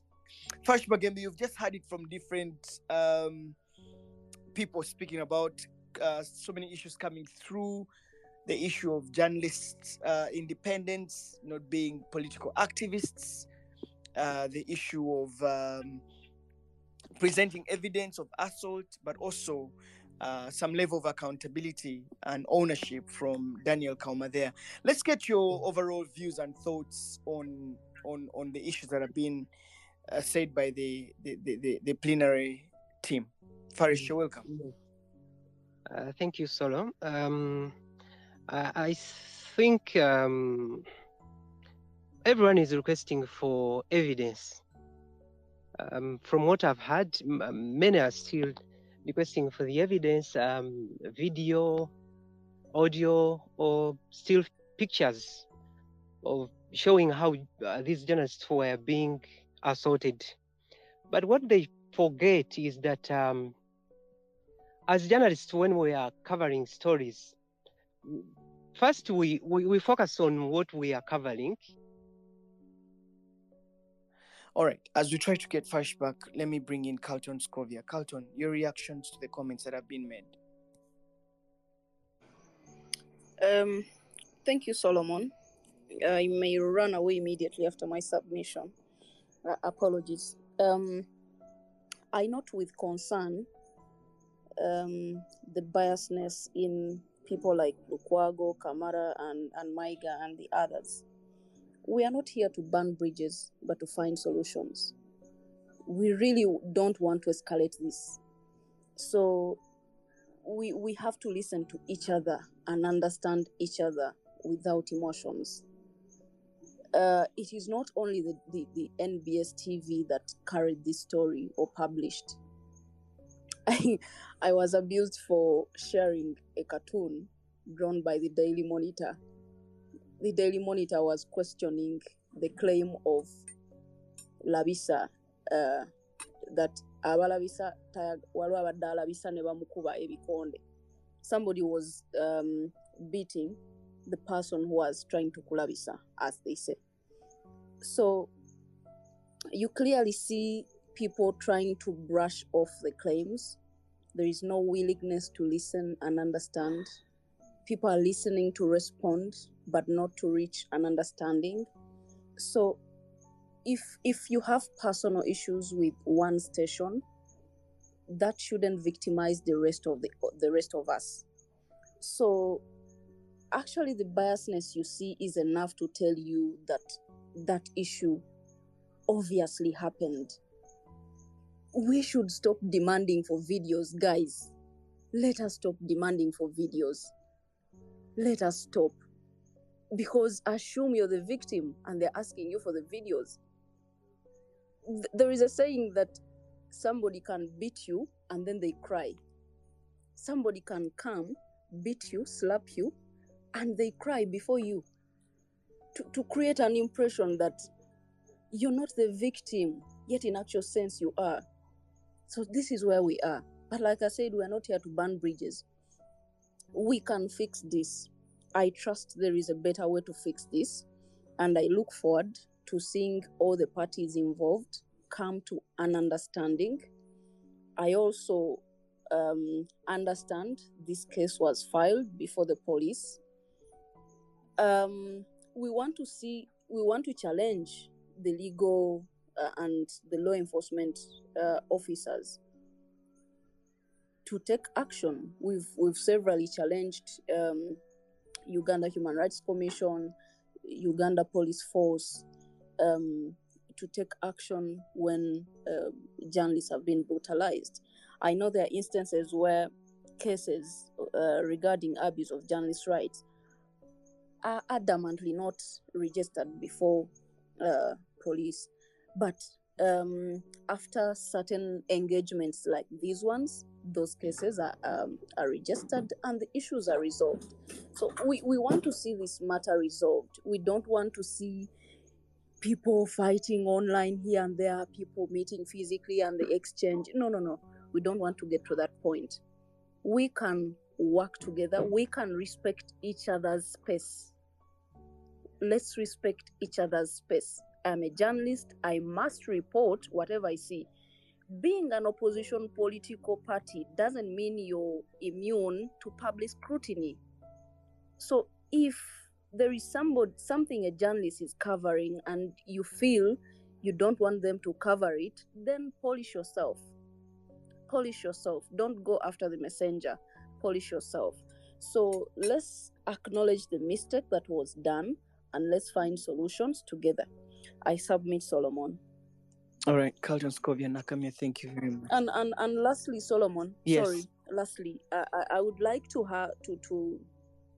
I would like to call upon the media companies to ensure that all the media team is fully branded on the ground. Let's have our team branded. It can, in a way, help in fighting some of these issues. But also, the cameras that we have should serve our colleagues more than they serve anyone else. Let us protect each other. Let us be each other's keeper while in the field. Sometimes, depending on the issue you're covering, sometimes you're carried away and you don't think about, oh, where is this person? Where is this person? Let's look out for each other. Let's protect each other while we're in the field. Thank you, Solomon. Thanks a lot, Culton. I hear you. I remember when we were working on that investigation of Targeted, the team that kept their cameras on you when you were arrested, that evidence was very critical. Exactly. Yeah. So looking out for each other, but also being totally branded when we are going for such campaigns is very important. Mr. Sempala, your reactions to the comments that have been made? You're welcome. Yeah. Thank you to all the submissions made, especially the proponents of press freedom. I must say that we should not dwell on any technicalities to deny justice to those that really deserve it, especially the journalists. It is a bit unfortunate that this relationship is stained, because for me, the party that has enjoyed majority coverage, resilience, and sacrifice by the journalists has been NUP for the longest time, and most of the victims fell so at the hands of covering NUP. So I think it is not too much to invite the leadership of NUP to make sure that instead of apportioning blame and fault finding, they should preoccupy themselves with measures and mechanisms that, one, will prevail over their private guards, two, will document any incidents that happen against journalists that are covering either for or what they think is against them, and they should not shoot below sentiments in such matters, especially Masaka. You would expect such to happen. So the people handling the affair in that area should really be so sober, not even to lose to lose balance by being emotional.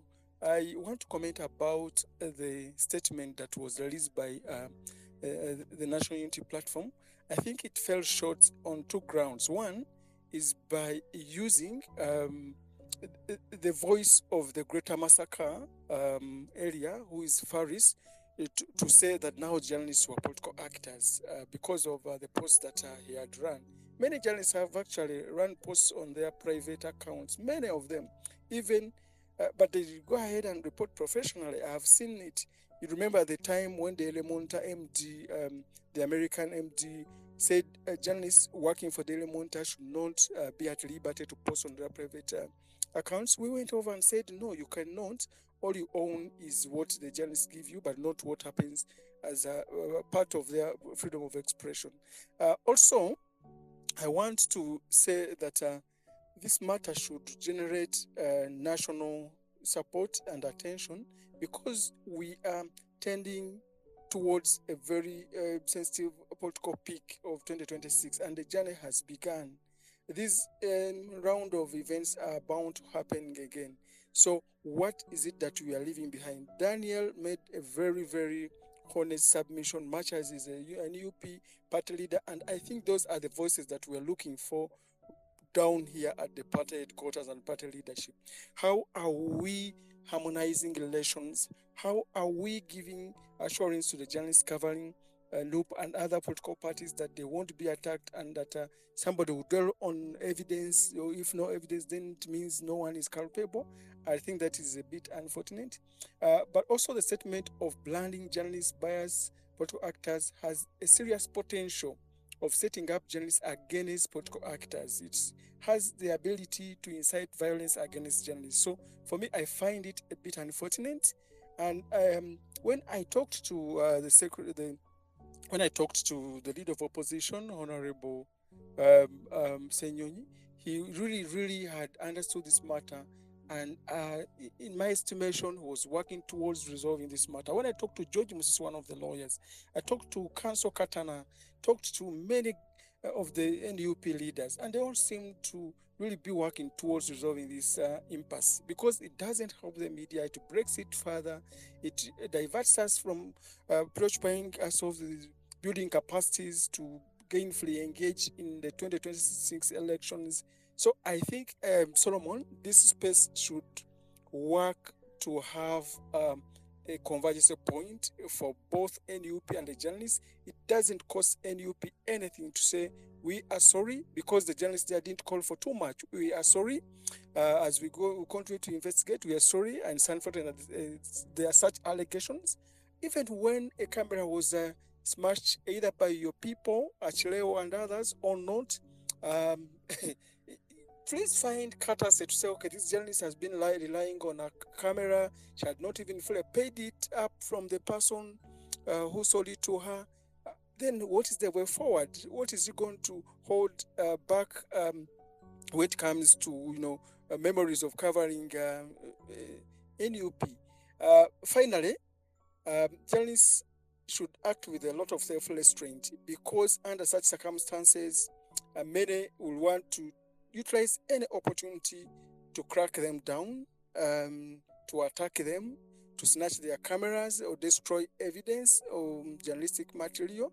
So there should really be a lot of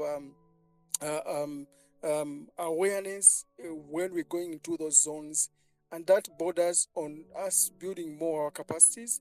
And lastly is to work in solidarity. This should be a national call on all of us to amplify the voices of any journalist anywhere in this country, to make sure that we stand firm and in unison. We can actually change the course of events, like we said at the World Press Freedom Day. And our meeting points should not only be on World Press Freedom Day, but such events should be rallying points. And that's why I want to commend you so much, Solomon and AIIJ, for this space, but also the deliberations that have come from the colleagues in Masaka really shows that we are not short of resistance, resilience, and articulation. People have ably articulated this issue. Whether NUP is at fault or not. At least I've seen a commitment from the journalist media fraternity. And I want the police to investigate this matter because it was reported.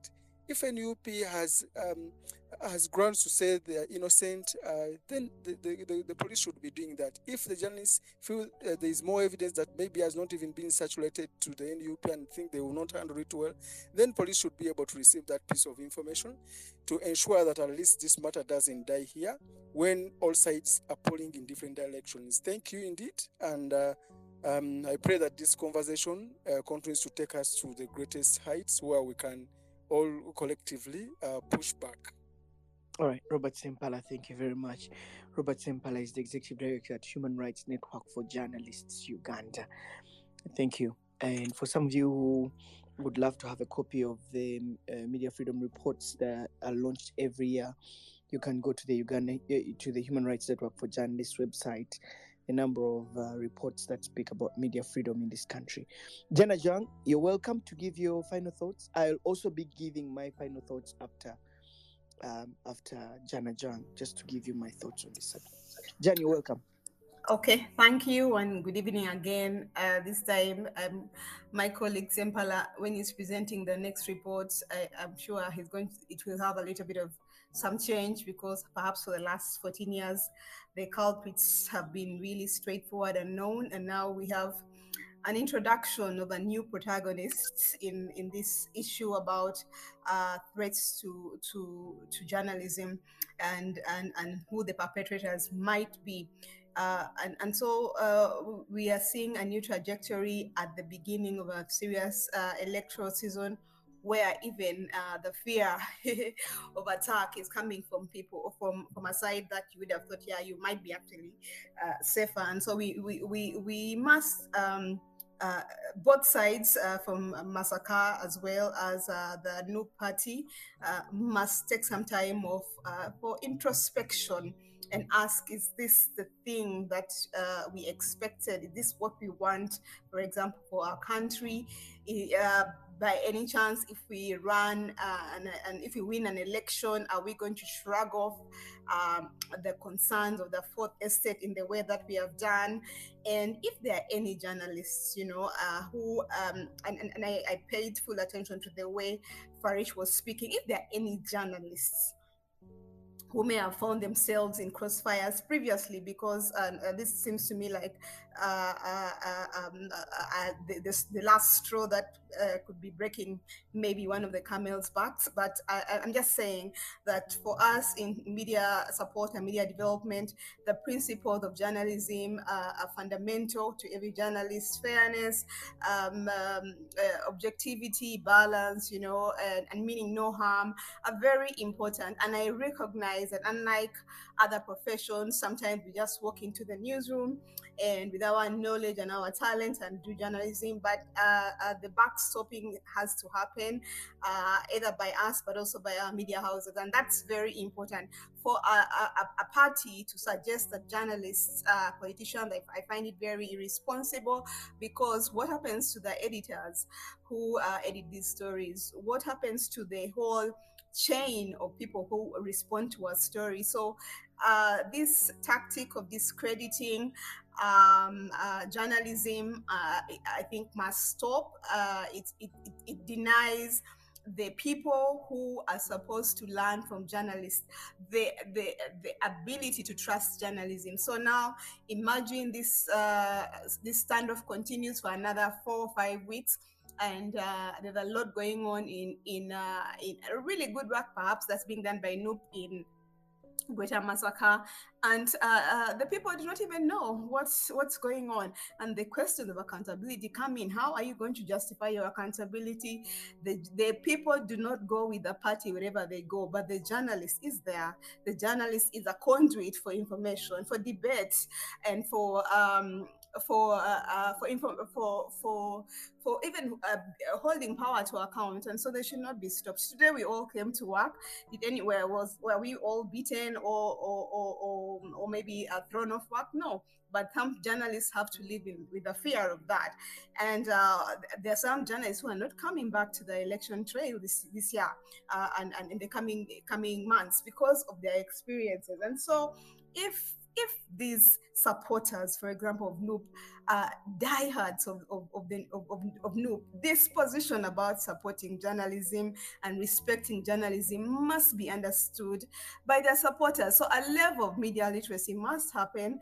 Even for the guards, by the way, they might be they don't have all the knowledge about the values of media freedoms, but preparing them to understand, I don't know why I call them guards, okay, bodyguards, preparing them to understand the implication is very important at such a time, that they will also know that you don't just want maybe appear in a place and present a certain level of aggression over certain people. And this may not just be for maybe the NUP party, but also even the camp, the other camps that are on the other side. You know, it's not fair for a journalist to go home and is being beaten just because of an offense that he had nothing, is not responsible for.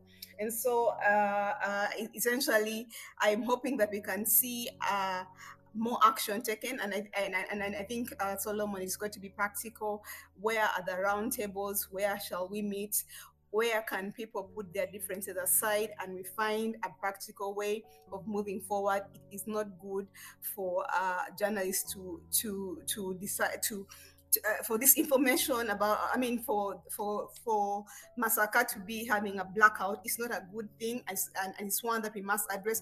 It is not good for a party to be dismissive like that, and so we must ask ourselves, what are the chances to escalate this conversation where we get to a place of common ground? I mean, it's very important that especially for democracies and party politics, to demonstrate a certain level of collaboration. But if things do not work your way and then you just snap all the time, we are expecting a level of political maturity on one hand, yes, but also a level of collaborative problem solving for the country that we need. Because what happens if other people are not happy and then we have another group of journalists who are not covering another group of journalists? We must address this and be to remove the offense that is happening. And then finally, I think another danger is the assumption that because you are moving with citizen journalists, you are moving with journalists. I think it's dangerous because citizen journalists are not trained. They do not have the ethical consideration. And so because of that, they end up undermining journalists, you know, because they have no obligation to truth. They have no obligation to objectivity. And so when political politicians think that because they have carried a group of content producers to cover their events, they are not doing journalism, but they are also discrediting journalism and putting journalism in a lower rank, which means they will be despised. But above all, political positions, sometimes whether they are perceived, are dangerous for journalists, and we must also be able to confront that. I submit. Jan Ajwang, thank you. Jan Ajwang is the Executive Director at Media Focus for Africa, speaking to us. Thank you, Jan, for that. Farish Magembe just slid into my DM telling me he has better network. Farish, I'll give you one extra minute or two, and then I can come back. Farish? Yes, my comment will be a bit brief. What I've heard from the previous speakers is majority of them are requesting for evidence, that you should present evidence to prove that you were assaulted. But I think it was Rono Lubega. He asked, I know it was Quickliza asked that why is it that other journalists from Masaka cannot present evidence, yet they are at the same function? I think what we forget is that if we go to cover function, we do not position ourselves in one place that if anything happens, that we should have it on record. And then if, like me, a journalist, if I go to cover a story I focus on what I'm supposed to cover. I don't focus the camera on my fellow journalists, that in case of anything that I should have it on record. This is what happened. Many journalists were covering the arrival of Honorable Kyagulanyi. So you don't expect them to have Margaret being assaulted and sign up. So the continued request by the people here that we should present that evidence, to me, it's really unfair. And then I've also had, I think it was Mr. David, Prince D. He said that we've been silent as Greater Masaka Journalists Association or journalists in Greater Masaka, that we've been silent when other journalists have been assaulted. I think it was last year in July, FDC assaulted journalists at the party headquarters. We sounded a blackout, not cover, a ban, a total ban for not covering FDC activities, not until they released an apology, and they did it. So I wonder why it should be so special with a certain group or nope, that if we sound these requests that they should apologize, they should compensate our fellow journalists, they should consider treating those that were injured, that would be too rash to ask for that. To me, it's really unfair. You get? Yes, Solomon, I beg to submit. All right, Farish Magembe there. Farish is the president of the Greater Masaka Journalists Association. They're speaking to us live from Masaka. Thank you very much. Farish, you have something to say as a quick one? I heard you speaking. Okay, we'll leave it there. I just wanted to give my overall view. A bit, Solomon, just 2 seconds. I'll be done. I've had many people accusing us to be not objective, but quite many posts that have been circulated about me, about my accounts, that I was posting in favor of someone or a certain group, have been just fabricated. I think they've just used apps to create those apps, to create those posts. They've even generated posts showing that I was posting on LinkedIn, where I last posted 10 years ago. So, Solomon, I don't understand, because sometimes I even run out of words. To prove their case that I'm not objective, or we are not objective, they've resorted to create those posts using softwares. Okay. Is that really fair? All right. Thanks a lot, Farish Magembe there. Farish, you need to update your LinkedIn account. You can't say that you've not posted for the last 10 years. All right. Really, thanks everyone for being part of this Twitter space.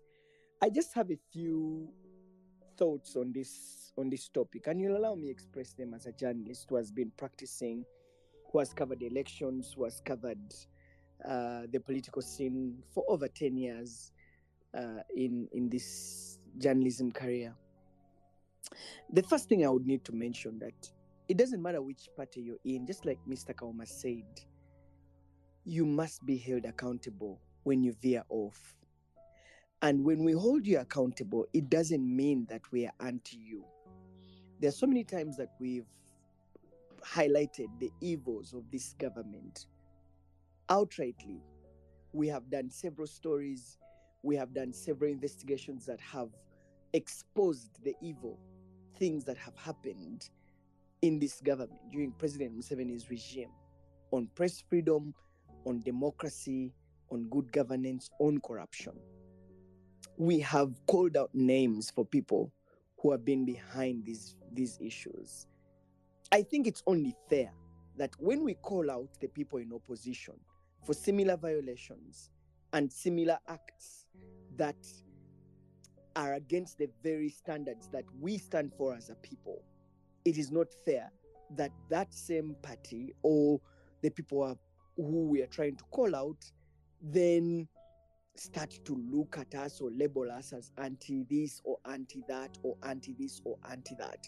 I think what Mr. Kauma mentioned very closely, that it doesn't matter whether you're reporting against NUP as a party, I will go the distance to defend you as a journalist. And I think for me, that stays with me. That as the media, we have to hold the people in power accountable.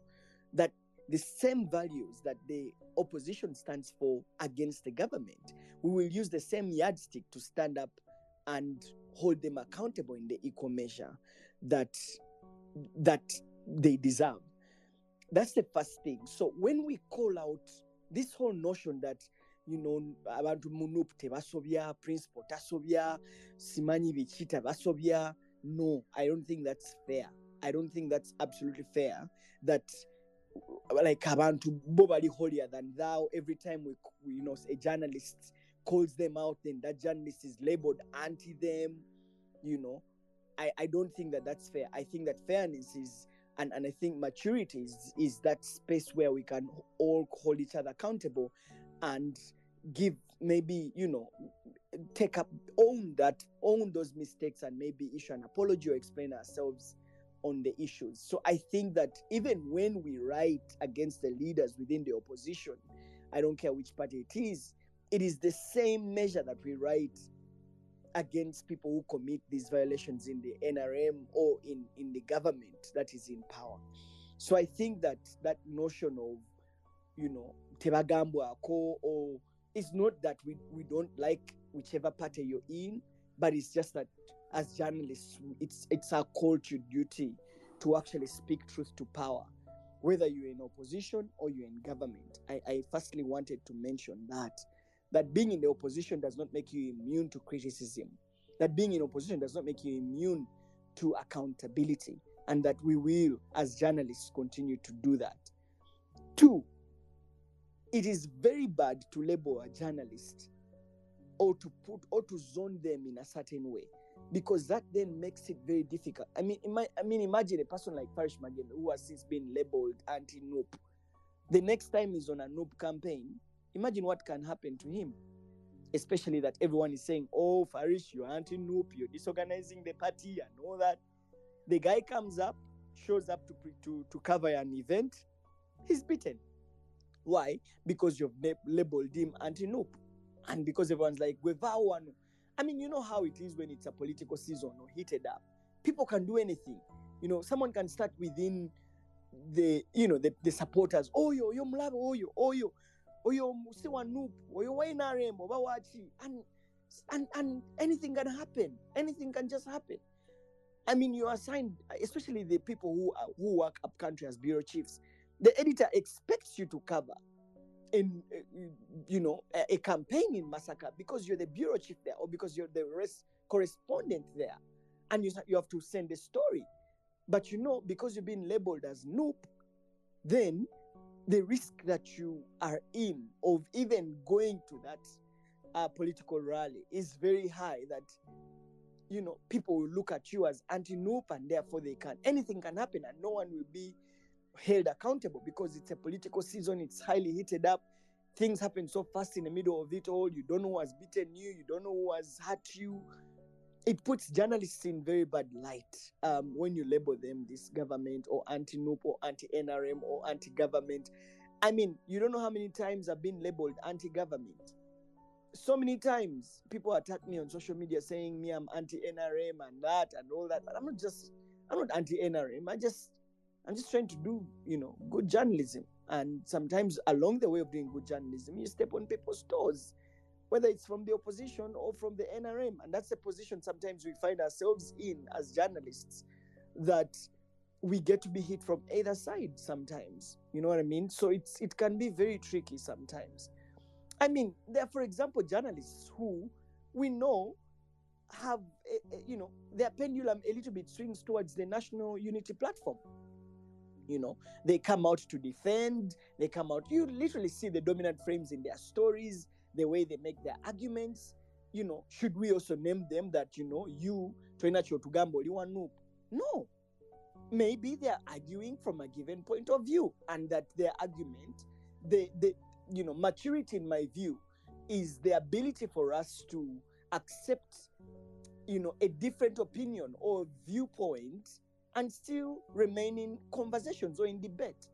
How many journalists, for example, have had their arguments towards the National Unity Platform?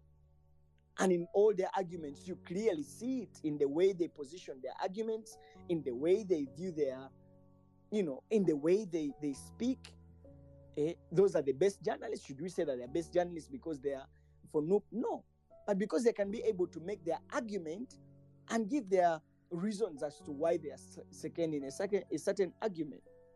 So I think that all of us as a country, all of us have to pay attention to press freedom, to creating that environment where journalists can freely speak and criticize government without being labeled anti-government.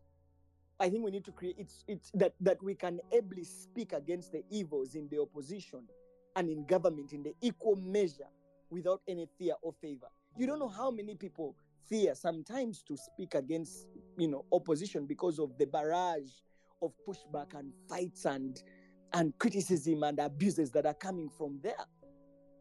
You don't know how many times people want to speak against the ills in this government, in the NRM and the evils, but because they fear that people are going to abuse them, even when they have a valid point. I mean, what happened to that space of, of debating and all putting our issues on the table without having to, getting criticism or abuses from people, to an extent that even you go and dig out my dirt, even when you're talking about something else. Anyway, I'm just saying that it's all our responsibility as a country, as a people who are interested in democracy, in building a democracy, that the freedom of the media to speak truth to power, to be objective in our reporting is all our responsibility. And that we shouldn't be abusing people because of their viewpoints or because of their line of arguments. I think that we can create that space where we can ably debate and argue without having to blackmail people or even call them anti-government or anti-opposition, right? I'm Solomon Serwanjja. It's been such an honor hosting you this evening. This space has been recorded. You can go back and listen to it. But thank you very much, everyone. Mr. Daniel Kauma, thank you very much for your arguments and your submissions. Everyone who participated in this space, that is what democracy is about. It's about listening to each other without having to tear ourselves apart. It's about disagreeing on issues of principle. It's about listening to each other and being mature to debate without having to abuse each other. And I think this is what this space provides. So thank you very much, everyone, for being part of this space. My dear Juliana, I missed to hear your voice, but yeah, thank you for listening in from the time that we began. I appreciate you. Munabudu namubiru muganda wangi oemamba. Thank you very much for being part of this space. And everyone, thank you everyone for being part of this space. I'm Solomon Serwanjja. It's been an honor hosting you. Let's meet again for another Twitter space. Good night and God bless.